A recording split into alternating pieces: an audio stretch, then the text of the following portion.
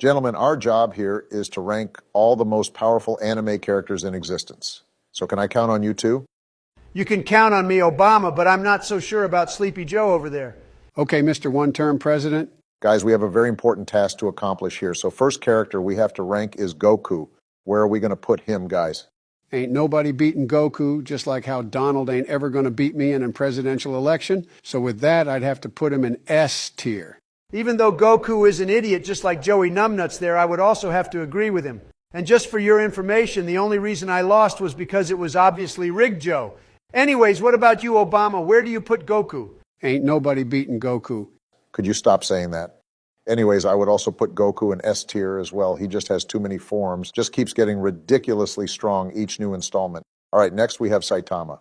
Saitama is an easy S tier for me and by far the strongest anime character in existence. You take that back, you son of a bitch. Saitama would clap Goku any day of the week, and you know it. I already told you nobody can beat him. All it would take is one punch. What? Hey, I know this has been a hot debate for years, but I think it's safe to say Saitama would also be an easy S tier as well.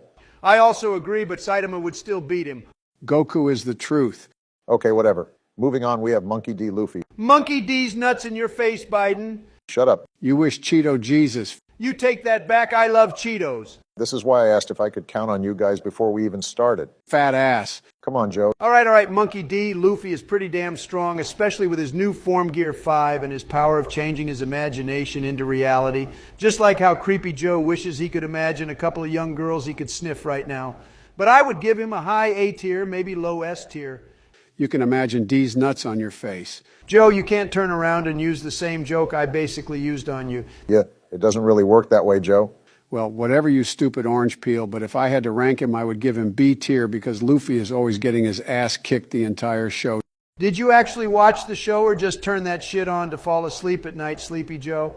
Luffy does lose a lot of fights, but he wins way more fights, so with his unique fighting style and his Gum Gum Fruit power and his new power boost, I would put him in S tier, so if we meet in the middle, he will be A tier. Now for Naruto Uzumaki. Naruto is definitely overpowered, but I don't think he could take on the GOAT Luffy, so I would put him at B tier. Naruto would definitely fold Luffy. All he would have to do is drag his ass into the ocean, and Naruto could just walk away since he can walk on water. So I vote to put him in S tier. Bullshit, Joe. Luffy has mastered 3 types of haki. There ain't no way he's going to be able to do that. He isn't even close to Luffy's destructive power and stamina. I would say that it would be a pretty good fight if he fought against Luffy because he has more tools in his arsenal in terms of a fight than Luffy does, especially with his shadow clone, so I'm going to also put him in A tier. I bet you only put him there because he can use sexy jutsu. Yeah, you're one to talk, but it is a powerful technique. If he didn't use sexy jutsu versus Kaguya, they would have lost. That actually is true, but we all know that wouldn't work against Luffy, especially after he met Boa Hancock. Even if Naruto had to use Baryon mode, I think Luffy would be able to withstand it if he can survive beatings like he did from Katakuri. Let's say Baryon mode runs out, he still has a ridiculous amount of chakra, even though he would lose Kurama and probably still put up a good fight. But in terms of the stamina game, I don't think he would last. But if we take all of our choices and meet in the middle again, Naruto is also going to be A tier. Next we have Ichigo Kurosaki. Where do we put him, my nakamas? Ichigo is pretty badass, but still when I think about him compared to Goku, who can destroy a planet with ease if he wanted to, I would also put him in the same tier with the rest of the big 3. I would actually have to agree with you, Donald, with his Horn of Salvation plus True Bankai using his Shinigami, Hollow, and Quincy powers all together. I still don't think he would have a chance in hell versus Goku, but I also think he does deserve A tier as well. Even though he is getting incredibly strong, I also would put in A tier. Okay, time to rank my boy Gojo. Man is literally untouchable, just like me during my presidency.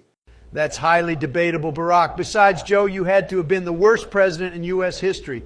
Also, please don't drone strike me. Sorry, Donald, but we already have a lock on your location, so after we finish this tier list, it's checkmate. What the fuck, you son of a bitch? I'm just kidding. I don't take one-term presidents seriously. Guys, can we get back to the tier list? I actually want to go get my chocolate chip ice cream cone once we finish this list, so the sooner the better. Joe is right. I got a drone strike to order after this. Damn it, Obama. Okay, I'm done joking, but as I was saying, my man Gojo has got to be S tier.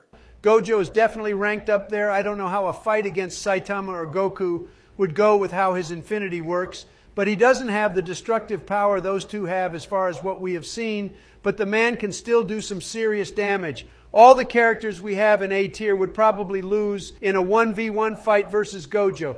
Yeah, the amount of curse techniques we still don't know about still leave a lot of unanswered questions. And the fact that Gojo said he would still beat Sukuna even if he was at full power. From what I've seen, I would also put him S tier. Into S tier he goes. Next up, Deku, the new wielder of One for All. Why the hell is this little bitch on this tier list?